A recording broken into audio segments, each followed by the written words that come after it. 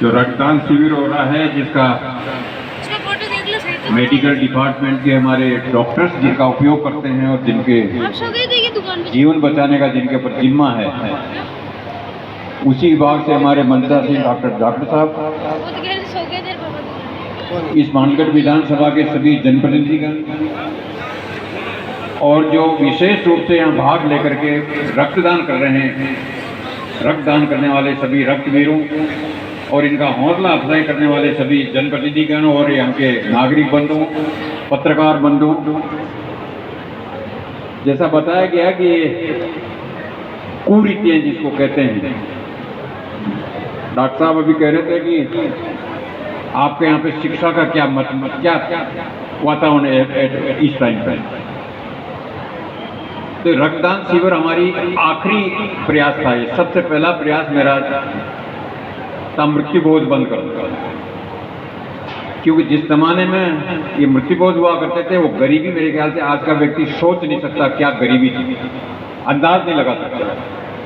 इस पूरे उपरमाल क्षेत्र में मेरे ख्याल से चुने हुए लोग होंगे गिनती के उंगलियों के ऊपर जिनको गिन सकते हैं, जिनके पास में पहनने के लिए 2 धोती हुआ करते थे। 2 धोती भी होना बहुत बड़ी बात हुआ करती थी। पूरे उपरमाल क्षेत्र में एक साइकिल हुआ करती थी, एक साइकिल जिसको लोग देखते थे साइकिल कैसी होती है, कैसे चलती है। हमारे यहाँ राजघराने में एक जीप हुआ करती थी जिसको रस्सी से डाल करके उसको स्टार्ट करते थे, रस्सी खींच करके, हैंडल नहीं हुआ करता था, उसमें रस्सी घुमा करके, पुली के ऊपर रस्सी होती थी, पुली को घुमाने के लिए रस्सी खींचते थे, उससे वो जीप स्टार्ट होती थी। उस जमाने में जीप लोग नहीं समझते, उन्हें बांडियो कहता था, उपरमाल का एरिया बांडियो, बांडियो दूड़ो उड़े और अतरो दूड़ो उड़ियो बांडियो अतरो दौड़े, सारी चीज करे। मेरा कहने का मतलब उस जमाने में यहाँ राजनीतिक स्थिति बहुत खराब थी हिंदुस्तान की, अंग्रेज यहाँ राज करते थे, यहाँ का जितना भी शोषण हो सकता था इस देश का सारा शोषण करके अपनी आर्थिक स्थिति मजबूत करते थे। यहाँ का जो कच्चा माल ले जा करके विदेशों में, आपके यूरोपियन कंट्रीज में वो माल तैयार होकर के वापस यहाँ पे बहुत बड़ी कीमतों के ऊपर यहाँ बेचते थे, जो आम आदमी के परचेजिंग कैपेसिटी नहीं हुआ करता था। मैं बात इसलिए कह रहा हूँ कि आज जो आप जमाना देख रहे हैं, नवयुवक और यहाँ पे मंत्रा सिंह बैठे हुए जनप्रतिनिधि, शायद उस जमाने में सोच नहीं सकते कि ये क्या चीज है क्या नहीं। तो मेरा कहने का मतलब ये कि जो समाज की कुरीतियां हैं, जिस समाज में शिक्षा दीक्षा नहीं, जिसमें सोच नहीं, जिसका शोषण होता है, उन समाजों को जब तक आप सही दिशा नहीं देंगे, जब तक उनको सही लाइन पर नहीं आएंगे, तब तक ये मानवता में जो होती है कि बराबर का अधिकार, एक दूसरे का मान सम्मान, मानवता, ये सारी चीजें गौण हो जाती जब तक उसमें उसकी खुद की अहमियत का पता नहीं लग जाता। और जब उसको खुद की अहमियत का पता लग जाता तो ये सारी चीजें वास्तविक रूप में आ जाती है। इसलिए आज के दिन में ज्यादा नहीं बोल करके केवल एक ही निवेदन करना चाहूंगा कि यहाँ पे इस उपरमाल क्षेत्र में, मांडलगढ़ में, नीचे खेरार क्षेत्र में, त्रिवेणी लगा करके काचोला तक धाकड़ समाज बाहुल्य संख्या में रहता है, बाहुल्य स्थिति। मांडलगढ़ विधानसभा में ये विधानसभा धाकड़ बाहुल्य विधानसभा, यहाँ पे धाकड़ों की संख्या बहुत ज्यादा है। और शायद यहाँ पे मंत्रा सिंह लोग बैठे हुए, उनको ये पता नहीं होगा कि जब बिजुलियां किसान आंदोलन हुआ हिंदुस्तान में, जब पहला बिजुलियां किसान आंदोलन, यहाँ के बिजाला किसान आंदोलन इसलिए हुआ कि इनके ऊपर लागते वो टैक्सेस बहुत थे, यहाँ पे राजघराने की ओर से बहुत ज्यादा टैक्सेस थे, और उसमें भी धाकड़ जाति का बहुत अहम रोल था, क्योंकि उसमें सबसे बड़ा जो टैक्स था वो चौरी टैक्स था। चौरी टैक्स से केवल धाकड़ जाति की लड़की के लिए लागू हुआ था। धाकड़ जाति की कोई भी लड़की अगर शादी करेगी तो 13 रुपए चौरी टैक्स के रूप में राजघराने में जमा कराना पड़ेगा। और उस जमाने का 13 रुपए का मतलब आज की तारीख में राउंड अबाउट 50 लाख मानता हूँ। उस जमाने का 13 रुपए का मतलब आज की स्थिति में 50 लाख से भी ऊपर की अमाउंट मानता हूँ। और जो समाज, धाकड़ समाज, उसके धोती पहनने की नहीं हुआ करती थी। जब शादी ब्याह में जाता था, कहीं करता था, तो एक दुपट्टा टाइप लपेट करके उस धोती को धो के सुखा करके उसको पहन करके फिर जाता था। ये स्थिति थी। दोहड़ी जाती, धोती बीच में से फट जाती है तो उसको दोहड़ी कहते हैं, उसको बीच में से काट करके उसको फिर सिल करके फिर धोती बनाते हैं। उस स्थिति में 13 रुपए जमा कराने की हैसियत धाकड़ समाज की नहीं थी। आंदोलन हुआ उसको लेकर, बहुत बड़ा आंदोलन हुआ। आंदोलन तो बहुत लंबा चला है, 1885 लगाकर 1947 तक आंदोलन चलाए। हिंदुस्तान का नहीं, संसार का सबसे लंबा और सबसे डिसिप्लिन कोई किसान आंदोलन है संसार में, वो बिजलियां किसान आंदोलन है। जब यह स्थिति हुई थी, यहाँ पे हमारे पंच पटेलों ने मीटिंग करी। मीटिंग करके कहा कि लड़कियों की शादी नहीं हो सकती क्योंकि 13 रुपए नहीं। तो उस बाद में हमारा जो लेखक है, जो हमारा इतिहास बोलता है, ये बोलता है कि राउंड अबाउट 250 लड़कियां ऐसी थी जो शादी लायक थी। उस जमाने में शादी लायक का मतलब 10-12 साल की बच्ची को शादी लायक मानते थे। आजकल शादी लायक का मतलब आपका 18 साल हो गया। उस जमाने में बाल विवाह आमूमन होता था सभी समाज में, क्योंकि वहाँ पर कई आक्रांता थे, कई तरह की अन्य प्रॉब्लम थी समाज में लड़की को सुरक्षित रखने के लिए। तो हमारे पंच पटेलों ने फैसला किया कि राजघराने के सामने जाकर के अपनी एक निवेदन करें कि 13 रुपए हमारे पास नहीं, लड़के शादी नहीं हो सकती, या तो इन लड़कियों को यहीं गोली मार के खत्म कर दिया जाए या राजघराने के खजाने से इनको शादी की जाए। बहुत बड़ा विद्रोह हुआ, बहुत लंबा चला।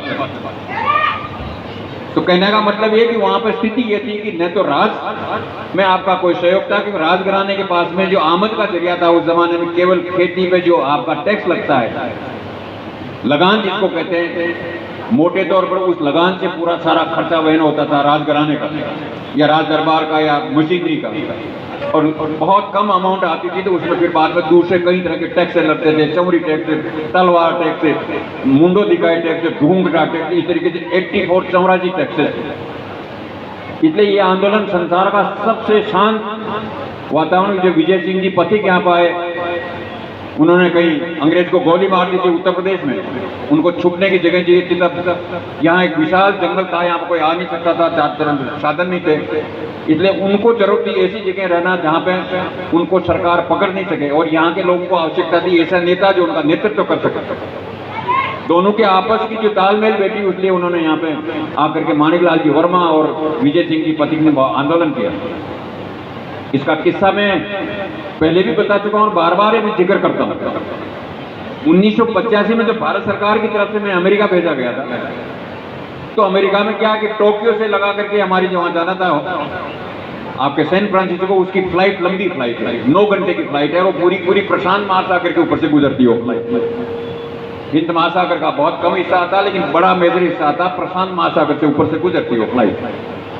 तो समय बहुत होता था वहां, कहीं प्लेन के अंदर आप बैठे रहते हैं, परेशान हो जाते। पास में मेरे पास में कोई अमेरिकन हिस्ट्री में पीएचडी कर रहा था। तो हिंदुस्तान और आपके पाकिस्तान, बांग्लादेश, हिंदुस्तान, ये लोग अलग तरह के होते हैं, इनका रंग अलग होता है, चलने चाल ढाल अलग होती है। हिंदुस्तान का आदमी चलने में अलग तरह से चलता है, कपड़े पहनने का तौर तरीका। बाहर का विदेशी आदमी जान जाता है कि हिंदुस्तान का या पाकिस्तान का या बांग्लादेश का होना चाहिए। उसी तरीके से बांग्लादेश में या अपने आप यहाँ अंग्रेज आता तो जानते हैं अंग्रेज होना चाहिए, उसके कलर से, उसके चालने से, उसके हाव भाव से पता लग जाता है ये कोई अमेरिकन है, ये अंग्रेज है, ये अपन समझ जाते हैं। तो उसने मेरे हाव भाव देख करके कहा कि आप कहाँ से हैं? तो मैंने कहा मैं इंडिया से हूँ। तो उन्होंने मेरे एक प्रश्न किया कि आप बिजलियां किसान आंदोलन के बारे में कोई जानकारी रखते हैं? मैंने कहा यार ये आदमी अंग्रेज बिजलियां किसान आंदोलन जिसका क्या लेना देना, ये क्यों पूछ रहा? मैंने उससे पूछा कि इसमें आपकी क्या जरूरत पड़ी ये पूछ रहे? तो उसने कहा मैं इसमें पीएचडी कर रहा हूँ, जो भी संसार में किसान आंदोलन है उसके ऊपर मैं रिसर्च कर रहा हूँ, वहां से पीएचडी कर रहा हूँ, मेरा सब्जेक्ट ये है। तब मैंने बताया मैं उसी जगह का हूँ जहाँ बिजलियां किसान आंदोलन की बात करें, मैं उसी परिवार से। तो अतिशयोक्ति है कि जहाँ हम उतरने वाले थे वहां पे उतरे, वहीं पे लॉस वेगास या लॉस एंजलिस में उतरा था वहां हमारा प्लेन, वहीं का था। तो उसने वहां पे हमको एक दिन का स्टे था। उस व्यक्ति ने मेरे को आने जाने के लिए अपनी गाड़ी की सुविधा दी, मेरा मान सम्मान किया कि भाई ये आदमी वहां का। तो कहने का मेरा मतलब कि ये धरती इतनी पूजनीय है, इसका पृष्ठभूमि बहुत तगड़ी है। और उसके बाद में जैसे पिलानी का जिक्र आता है कि मैं पिलानी से इंजीनियरिंग करी, यहाँ पिलानी का नाम का कोई समझता नहीं था, इंजीनियरिंग नहीं समझते थे। इंजीनियरिंग क्या होती है, पिलानी कहाँ होती है, कितने इंजीनियर होते हैं? पूरे राजस्थान से 30 या 60 इंजीनियर जोधपुर से निकलते थे, 60 जयपुर से निकलते थे, 60 पिलानी, 70, 18, 180 इंजीनियर निकलते थे पूरे राजस्थान से। तो यहाँ जब हमारा एडमिशन का मसला है तो मेरे को सोच में था कि मुझे कोई ना कोई चीज़ करनी है। तो वहाँ पे मैंने एड्रेस दिया माली साहब का, जो फॉर्म भरा उसमें तो माई साहब करा कई उसमें गांठियाँ आई, काम माजी साहब का कह रहा, पोस्ट फलाना, वाया भी जो जहाँ तहसील मांडलगढ़ जिला भी लौड़ा, वो इतनी लंबी कहानी को वो एड्रेस पढ़ने वाला ही चूक गया कि ये कहाँ एड्रेस है। तो एक्चुअली मेरा जब एडमिशन होना था, मेरी जो सीट होनी थी वो सीट निकल गई, क्योंकि एड्रेस से वो मेरा जहाँ एडमिशन लेटर आया वो 10-15 दिन लेट आया, तो मेरा एडमिशन नहीं होना था। लेकिन उस जमाने में राजस्थान के मुख्यमंत्री के कोटे में 4 सीटें पिलानी में रिजर्व, उनमें कोई आपको क्वेश्चन मार्क नहीं कर सकता, क्या परसेंटेज नहीं पूछ सकता। राजस्थान का मुख्यमंत्री चाहेगा वो 4 लोग वहाँ पे एडमिट हो गए। तो बिजलियां किसान आंदोलन के नाम से मोहनलाल जी सुखाड़िया और माणिकलाल जी वर्मा जैसे नेताओं से मेरा डायरेक्ट लिंक था। तो वहां पे जब गए तो सारी चीजें होते, सुखाड़िया जी के यहाँ पे जब राजस्थान के मुख्यमंत्री सुखाड़िया जी के यहाँ पता लगा कि धाकड़ का एडमिशन नहीं हुआ, इसका टाइम निकल गया, तो वहां से एग्जीक्यूटिव ऑफिसर को पिलाने टेलीफोन किया सीएमओ से, जयपुर से, उन्होंने कहा कि हमारा एक लड़का आप आइए इसको ले जाइए। पिलानी से सीएमओ गाड़ी लेके आया, उनका जो एग्जीक्यूटिव ऑफिसर होता है वो लेके आया जयपुर से, मुझे गाड़ी बिठा करके, मुझे पता नहीं फीस भी उन्होंने जमा कराई, एडमिशन दिला करके सीएमओ वापस ऑर्डर किया, साहब हमने एडमिशन हो गया, लड़के का एडमिशन करा दिया। ये पृष्ठभूमि राजनीति बता था। तो वो जो नेता थे वो उस बिजलियां या ऊपर मार के धाकड़ समाज की कदर क्यों करते? उसका सबसे मुख्य कारण था बिजलियां किसान आंदोलन, और वो जानते थे कि इस किसान आंदोलन के लिए आज हम सरकार में बैठे हैं और आज बड़े बड़े पदों पर हम मंत्रिमंडल का सुख भोग रहे हैं, ये वो जानते थे ऐसे तरह। लेकिन धीरे धीरे विकृतियां आने के बाद में कई सारी चीजें, और आज जमाना ऐसा हो गया कि घर घर में नेता पैदा हो गया। आज तो स्थिति होगी कि बाहर है, नेताओं की भीड़ है, जहां मर्जी आए, जो आज क्या बोल रहा है, सुबह क्या बोल रहा है, किसको क्या कर रहा है, किसको क्या कर रहा, किसको क्या झांसा दे रहा है, क्या घेरा पेरी हो रही, सारी चीजें चल रही है। तो मेरा निवेदन है सभी युवाओं से, यहाँ के नागरिक बंधुओं से, जो भी जितने हमारे विराजमान से एक ही निवेदन है कि इस मारामारी में भी हमको क्या कि देश को बचाने के लिए, यहाँ पे सारी चीज को यथावत रखने के लिए, मानवता बरकरार रखने के लिए, एक इंसान की मदद इंसान को करने के लिए और सच्चाई को धरातल पर उतारने के लिए हमें इस तरीके के कार्यक्रमों के जरिए हम एक दूसरे के नजदीक आ सकते हैं, एक दूसरे का सहयोग करके उसकी मानवता का एक उदाहरण दे सकते हैं। जब रात को 3 बजे हमारे पास टेलीफोन आता, सब एक्सीडेंट हो गया और हमको खून की अति आवश्यकता है, इसी वक्त ऑपरेशन डॉक्टर करें, इसी वक्त खून चाहिए। रात को जब हम उसको टेलीफोन से कहते हैं, वहाँ पे ब्लड डोनेशन का यूनिट में कहते हैं कि साहब इसको इतनी यूनिट दे दीजिए, 1 यूनिट दे दीजिए, उसका कहा एक और जरूरत पड़ रही है। जब 4-5 देते हैं, उसका जीवन जब बचता है, तब हमें ऐसा एहसास होता है कि बहुत बड़ी चीज धरती पर अगर होनी है तो ये चीज है, क्योंकि लगातार 5 बोतल के बाद में वो इंसान जीवित रहता है। और ये खून कहाँ से जा रहा है? ये इन नवयुवकों से। और इनको मैं धन्यवाद देना चाहूंगा नवयुवकों को कि जिनकी कोई डिमांड नहीं, कुछ नहीं है, कोई हमने प्रलोभन नहीं दिया, हमने कोई पैसा खर्च नहीं किया, कोई गाड़ी का सामान नहीं भेजा, किसी तरीके का हमको इन पर दबाव नहीं है। स्वतः ही गाड़ियों में आ रहे हैं और स्वतः अपना ब्लड डोनेट करके उन जिंदगियों को बचाने का प्रयास कर रहे हैं जिनका जीवन खतरे में होता है। इसलिए इस अवसर पर मैं आपको सभी को, रक्तदाताओं को, हमारे जनप्रतिनिधियों को और जितने भी हमारे यहाँ पे लोग आए, ये महोत्सव है। और भीलवाड़ा जिले में मैं कह सकता हूँ ये 10वां रक्तदान है। और गांव में जिस टाइम पे रक्तदान की मैंने शुरुआत करी, उस टाइम पे इसको रक्तदान नहीं कहते थे, खून खाटे भाषा है होती थी कि खून खाटे, उसे भी चाहो कि मर जावा, खून काट ले। उस जगह हमने कुछ लिमिटेड लोगों के साथ शुरुआत किया कि इससे मरता नहीं आदमी, इससे खून नया आता है, नया आने के बाद में स्वास्थ्य सुधरता है, स्वास्थ्य बिगड़ता नहीं। एक्सपेरिमेंट हुए शुरू में, उस एक्सपेरिमेंट को लोगों ने चेक किया कि एक्सपेरिमेंट वास्तव में सही है, खून निकलने के बाद में नया खून आता है और नई बॉडी में नई ताकत आती है। धीरे धीरे लोगों का ये जो डर था खत्म हुआ। और मेरे ख्याल से शुरुआत में मेरे ख्याल से 350 या 400 यूनिट हुआ था। शुरुआत जब हमने करी थी उस टाइम में 450 या 300 यूनिट हुआ था। और 450-300 यूनिट से चल करके आज राजस्थान में सबसे बड़ा रक्तदान महोत्सव होकर के 2000 के पार जा रहा है। कई लोग राजनीति में ये भी कहते हैं, मैं राजनीति में, तो कई लोग रोज नई नई चुटकियां लगाते हैं, रोज नए नए गप्पे फेंकते हैं। धाकड़ियों करना है क्यों, धाकड़ियों करना है क्यों, ब्लड डोनेशन करना है क्यों, फलाणु करना है क्यों, अबर कतरा न बढ़िया। और कई लोग वहाँ मीटिंग कर रहे होंगे 2000 तो नवे दूसरा करिए हो जाए जून को कोतरी तरह की बातें चल रही, कहूँ कई बार कहूँ कहीं हो जाए, बोटंग लेकर रह रही, कहूँ कई बार फलाणु वगैरह आकाश, सारी चीजें रात दिमाग लगा। लेकिन जो प्रत्यक्ष देख रहा है, इन युवाओं का जोश, अपने आप वहाँ से रजिस्ट्रेशन करा करके हो लेकर के ऊपर जा रहे हैं और वहाँ ब्लड डोनेट करके खुशी खुशी चेहरे पे रौनक, कोई चेहरा मुरझाया हुआ नहीं है। इसलिए ऐसे ही से रक्तदान शिविर में आप सभी रक्त योद्धाओं का, मैं योद्धा कहूँगा, रक्तदाताओं का और हमारे सारे जनप्रतिनिधियों का बहुत बहुत धन्यवाद देते हुए मैं यही आशा करता हूं कि हम यहाँ के नागरिक हिंदुस्तान के और हिंदुस्तान को ऊपर ले जाने के लिए, हिंदुस्तान की शान मान के लिए एक बात मैं कहना निश्चित रूप से कहना चाहूँगा। अभी मैं पिछले 3-4 साल पहले यूएसए फिर गया, मेरी बेटी वहाँ है, तो वहाँ हमारे डॉक्टर्स की बहुत बड़ा एक छोटी सी पार्टी थी, उसमें डॉक्टर्स बैठे थे। हिंदुस्तान की कई जगह इमेज गड़बड़ है यहाँ, चाहे आप कितना ही कुछ कर लो, लेकिन इमेज बाहर विदेशों में कई जगह हमारे हिंदुस्तान की इमेज जिसको कहते हैं हमारा जो यहाँ का कल्चर है या जो भी चीज़ कहते हैं वहाँ पे लोग उसको अलग तरह से कहते हैं। तो वहाँ एक मीटिंग में गया तो वहाँ पे मेरे पता लगा इंडिया, तो वहाँ पे एक डॉक्टर कहता है हिंदुस्तान में वही है जहाँ पर इतना भ्रष्टाचार चलता है, वहाँ सामने लोग रिश्वत ले रहे हैं, सामने जेब में रखते हैं। ओपन बोल रहा मेरे को कि वहाँ रिश्वत ऐसे चलती कि खुलेआम रिश्वत लेता लेने वाला और देने वाला देता और खुलेआम जेब में रख। मैंने कहा ऐसा नहीं है सर। उसने कहा सॉरी, मैं गया था अमेरिका, या अमेरिका से गया था वहाँ पे। तो मैंने कहा कब गए थे आप? तो 1983। मैंने कहा 1983 में हो सकता है, आजकल ऐसा नहीं होता, आजकल इंडिया अलग है। आजकल इंडिया जो है ना संसार में बड़े बड़े विदेशों में जो डेवलप्ड कंट्रीज उसके बराबर। उसने कहा साहब आप कह रहे हो हिंदुस्तान के, लेकिन मैं तो एग्री नहीं करती। ये हमारी इमेज कई जगह ऐसी है, उस इमेज को सुधारने के लिए आज जो भी परिस्थितियां हैं उनमें अपने को सुधार करना है। और आप ही सभी नवयुवक आज की तारीख में मेरे ख्याल से उपरमाल क्षेत्र में डॉक्टर साहब उतरे, क्या परिस्थिति मेरे ख्याल से यहाँ आज की तारीख में उपरमाल क्षेत्र में शिक्षा का कॉम्पिटिशन है। एक छोटे छोटे गाँव के अभी मेरे सामूहिक सम्मेलन में इनको बच्चों को पारितोषिक दिया था, इनका हौसला बढ़ाया। तो यहाँ पर कम से कम 20-25 इंडियन रेलवे में लगे हैं अधिकारी। तो मैं सुन के ताजुब कर गया। मैंने कहा इंडियन रेलवे में गांव, ये गांव छोटा सा गांव बड़वा आजीपुरा, जहाँ 20-25 जो घरों की तादाद, वहाँ पर वो लड़का इंडियन रेलवे में सेलेक्ट होकर के बॉम्बे सर्विस कर। मैंने कहा ये तो बहुत जबरदस्त चमत्कार है। यहाँ को उसको कैसे पता लगा होगा रेलवे बोर्ड कहाँ है, कैसे परीक्षा दी जाती है, कहाँ कंपटीशन में जाना, कहाँ एग्जाम होना, कहाँ कंपटीशन में उतरना। इतनी बड़ी करके कम से कम 20 से 25 लड़के इंडियन रेलवे में अभी हमने उनको यहाँ पे सम्मानित किया हमारे सामूहिक सम्मेलन में।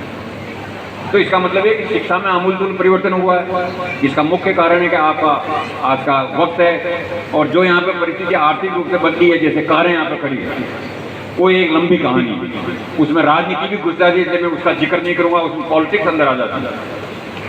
लेकिन इसको मैं निश्चित रूप से कहना चाहूँगा कि होने के बाद में 25 गोलियां चली हिंदुस्तान की आज़ादी के बाद। जिस इलाके में किसान आंदोलन हुआ संसार का सबसे महत्वपूर्ण, वहाँ पे आज़ादी के बाद में अगर हिंदुस्तान में कहीं 25 गोलियां चली है औरतों को प्रति, उपरमाल क्षेत्र में आरोली कांड में 25 गोलियां चली है सरकार की तरफ से महिलाओं के ऊपर। उसके बाद में सारा परिवर्तन हो रहा, उसके बाद में खाददारी का कानून आया और खाददारी का कानून आने के बाद में आज ये जो कारें खड़ी है, जो आपका ये देख रहे हैं कूलिंग सिस्टम, ये सारा सिस्टम, ये स्कूल बिल्डिंग, ये सारा उसकी बदौलत है। जब मैंने शुरुआत किया था यहाँ पे सामूहिक सम्मेलन की, यहाँ पे एक महुए का पेड़ हुआ करता था, यहाँ एंट्री के पास, यहाँ कुछ नहीं था, केवल महुए के पेड़ था। महुए के पेड़ के नीचे बैठ करके हमने सारी पंच पटेलों ने योजना बनाई और वहाँ से हमने शुरुआत करी सारी चीज़, चाहे सामूहिक सम्मेलन हो, चाहे मृत्यु भोज हो, चाहे अन्य शिक्षा का मामला हो, उस महुए के पेड़ से शुरू हुआ मामला।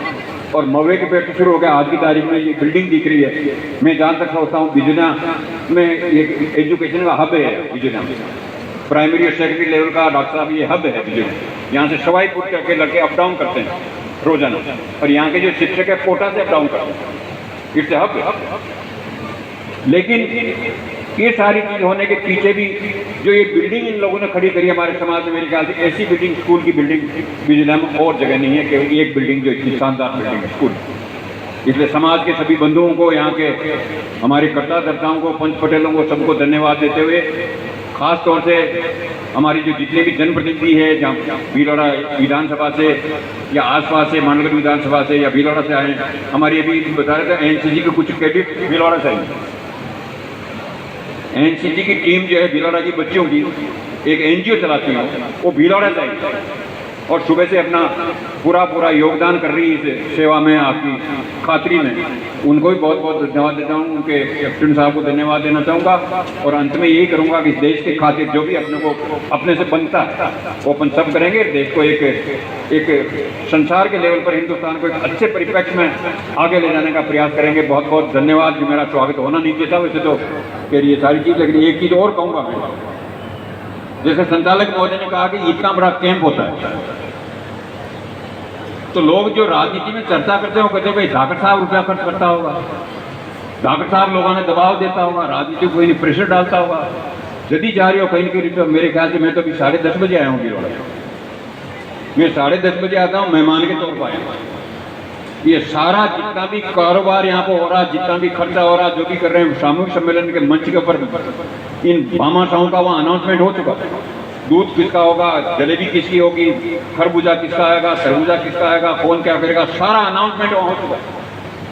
एक भी चीज़ पेंडिंग नहीं थी। ये टेंट लगाने वाले का फ्री टेंट, ये कूलिंग सिस्टम जो लगा रहा है ये फ्री, और ये जितने भी आपके ये जो कूलर चल रहे हैं ये फ्री, बिजली का सिस्टम सारा फ्री। जिस चीज़ के हाथ में जो जो चीज़ है टोटल फ्री, उसका कोई पैसा पेमेंट नहीं। और जो लोग ये जो तरबूजा खरबूजा है, मेरे ख्याल से कोई अगर चाहें तो अंदर तरबूजा को 1.5 जार देख लो, यहाँ बाजार में जो 1.5 बाजार में बेचवा वो मेरे ख्याल से तरबूजा को 1.5 जो 2-4 दिन की खत्म नहीं, पूरी गाड़ियाँ भर का ये पिकअप और पिकअप यहाँ खाली होती है। इतना बड़ा योगदान यहाँ के हमारे नवयुवक और समाज के लोग दे रहे हैं। फिर एक चीज और फैलाते हैं हमारे राजनीति में, ये धाकड़ धाकड़ और कहीं कोने न कहीं धाकड़ एकटा हो या कहीं नहीं। लेकिन जिन लोगों को यहाँ पर आए हैं उनके यहाँ पे जो चर्चाएं चलती, जो गपोरे चलते हैं, उनसे कहना कि ये धाकड़ नहीं बैठे हुए हैं। और जो जिनकी जाति की बात कर रहा है मैं उसको चैलेंज करता हूँ। जो आदमी बात कर रहा है धाकड़ जाति के, मेरा चैलेंज, वो आदमी अपने समाज के 10 लोगों को भी उसके साथ लगा ले तो मैं राजनीति इस्तीफा दे दूंगा, मैं राजनीति रिजाइन कर दूंगा। वो नेता है करा कि ये धाकड़ूंगा अपने समाज का 50 लोगों को भी अगर इस तरीके से एकत्रित करके कोई समाज की बात कर ले। ये सारी चीजें मैंने आपको इसलिए निवेदन करी कि राजनीतिक क्षेत्र भी और मांडलगढ़ विधानसभा राजस्थान में 200 विधानसभा में एक स्पेशल विधानसभा, इसमें प्रकृति की बहुत बड़ी मेहरबानी है। उधर गार्नेट है, फिर आगे सैंड है, फिर यहाँ सैंडस्टोन है, 3-3 नदियाँ हैं, 1-1 इंच जमीन यहाँ के उपजाऊ, और यहाँ की परचेजिंग कैपेसिटी अन्य की जगह ज़्यादा है, इसलिए हर एक की निगाह यहाँ पे है। इसलिए सारी चीज़ करने के उपरांत है, क्योंकि बहुत लंबी बात भी हो गई है, आप लोगों को नाश्ता वगैरह भी करवाएंगे, अपन बैठेंगे, चर्चा करेंगे। ये मंच नहीं बनाना चाहिए, लेकिन हमारे ये कन्या जी मान लीजिए, इन्होंने सुबह से कहा मैं मंच, मैंने कहा मंच की क्या जरूरत है यार, ये तो एक ब्लड डोनेशन का काम है, नैतिकता का काम है। फिर भी मेरे ख्याल से ये चीज़ें आवश्यक थी आप लोगों को बताना। कई लोग पहली बार आए यहाँ पे, कई दफ़ा देखते होंगे। और ये धाकड़ ऐसी जाति, कमज़ोर जाति है कि ये जाति बदनाम, हर आदमी इसको सवारी करता धाकड़ों, दाकड़ियों दूसरी जाति की बात नहीं होती, धाकड़ों की बात होती है। जैसे कंजी कह रहे हैं, बाजार में भी ज़्यादातर धाकड़ों की बात होती है, और धाकड़ को पकड़ने के लिए हर आदमी तैयार रहता है, इसको पकड़ता है, सबसे पहले वो आदमी पकड़ मारेगा। अब धीरे धीरे स्थिति बदली, कुछ लोग हमारे नीचे के कई बातें करते हैं, ये हो शायद पहली बार भी आए होंगे, आके देख भी रहे होंगे। परिवर्तन जहाँ तक हो सकता आएगा और आना भी चाहिए। आप सभी जो पधारे जनप्रतिनिधि, उनको बहुत बहुत धन्यवाद, रक्तदाताओं को बहुत धन्यवाद, जनप्रतिनिधियों को बहुत बहुत धन्यवाद, जो इनका उत्साहवर्धन करने के लिए हमारे नागरिक बंधु आए उनका धन्यवाद, जो हमारी 11 टीमें आए उनके सभी के सुबह से मेरे ख्याल से उनको नाश्ता करने का भी समय नहीं मिला होगा। 8 बजे एग्जैक्ट यहाँ पे शुरू हो गया, 8 बजे 8:05 मैंने जब टेलीफोन किया तो 13 डोनेट आ चुके थे, 13 डोनेट हो चुके थे 8:05। और मेरे ख्याल से शाम तक थक जाएंगे, शाम को ये सारी टीमें हाथ खड़ी करेगी, अब हमारे बस का नहीं है, ऐसा मैं मानता हूँ। इसलिए उनको भी बहुत बहुत धन्यवाद। और जहाँ जहाँ भी हम जाते हैं ये ब्लड के लिए, चाहे जयपुर टेलीफोन करें, चाहे उदयपुर करें, विजेता का नाम आते पहले तत्काल 5 मिनट में ब्लड इश्यू होता है। ये हमारी रेपुटेशन भी उन लोगों ने बरकरार रखने की, इसलिए उन सबका धन्यवाद देते हुए मैं वाणी को विराम दूंगा। जय हिंद, जय भारत। और जो पधारे उनका सभी का बहुत बहुत अभिनंदन, धन्यवाद, जय हिंद, धन्यवाद।